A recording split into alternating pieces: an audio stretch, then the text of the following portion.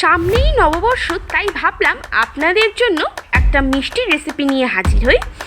আজকে নিয়ে এসেছি রসবড়ার রেসিপি নিয়ে। এটা যেমন বানানো সহজ, খেতেও কিন্তু ততটাই সুস্বাদু। ভিডিওটা অবশ্যই শেষ অবধি দেখবেন। ভালো লাগলে একটা লাইক এবং সকলের সাথে শেয়ার করবার অনুরোধ রইল। আসুন দেখে নেওয়া যাক আমার আজকের ভিডিওটি।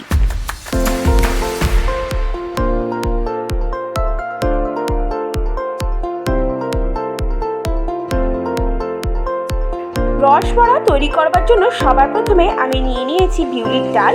ডালটাকে আমি ওভারনাইট ভিজিয়ে রেখেছিলাম। এবারে আমি এটাকে পেস্ট করে নেব। তার জন্য একটা মিক্সার গ্রাইন্ডারের মধ্যে আমি এই ডালটাকে ঢেলে নিচ্ছি। অল্প জল দিয়ে পেস্ট করব, বেশি জল দেব না। যেই জলে আমি ভিজিয়েই রেখেছিলাম সেই জলটা দিয়েই আমি পেস্টটা করে নেব। পেস্ট করা হয়ে গেছে, দেখতেই পাচ্ছেন একদম ফাইন পেস্ট তৈরি হয়েছে। ঠিক এই রকম ঘনত্বটা থাকবে। আমি কোনো রকম জল মেশাইনি এর সাথে। এবারে আমি এর মধ্যে অ্যাড করে দেব পরিমাণ মতো নুন, আর দিয়ে দেব থেতো করে রাখা মৌরি। মৌরিটাকে আমি থেতো করে নিয়েছিলাম শিলনোড়াতে, সেটা দিয়ে দিলাম। এবারে এটাকে আমি খুব ভালো করে ফেটিয়ে নেব। ঠিক এই রকম ঘনত্বটা থাকবে, কোনো রকম জল আপনারা ব্যবহার করবেন না।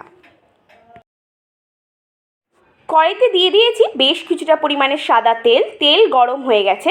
এবারে আমি বড়াগুলোকে একে একে ফ্রাই করে নেব। আমি হাত দিয়েই গোল গোল করে ফ্রাই করছি। আপনারা চাইলে চামচ দিয়েও করতে পারেন, কিন্তু হাত দিয়ে করলে আপনাদের ইচ্ছা মতন আপনারা শেপ তৈরি করে এরকম করে ভাজতে পারেন। যতক্ষণ ফ্রাই হচ্ছে অন্যদিকে আমি শিরা তৈরি করে নেব। তার জন্যে একটা পাত্রের মধ্যে আমি নিয়ে নিচ্ছি 2 কাপ জল, আর দিয়ে দিচ্ছি 2 কাপ চিনি। এই রেশিওটা কিন্তু আপনারা যে কোনো শিরা তৈরি করার সময় ব্যবহার করবেন, তাহলে দেখবেন শিরাটা ঘনও হবে এবং খেতেও বেশ টেস্টি হবে। আমার বড়াগুলো ভালোভাবে ভাজা হয়ে গেছে। এবারে এইগুলোকে আমি তুলে নেব। বড়াগুলোকে তুলে এবারে এই ফুটন্ত রসের মধ্যে আমরা বড়াগুলোকে ঢেলে দেব। ঠিক এই সময় যেরকম রসটা রেডিশ কালার হয়ে গেছে, ঠিক এই সময় বড়াগুলোকে আমরা এর মধ্যে দিয়ে দেব। ব্যাস, তৈরি হয়ে গেল আমাদের আজকের রেসিপি রসবড়া।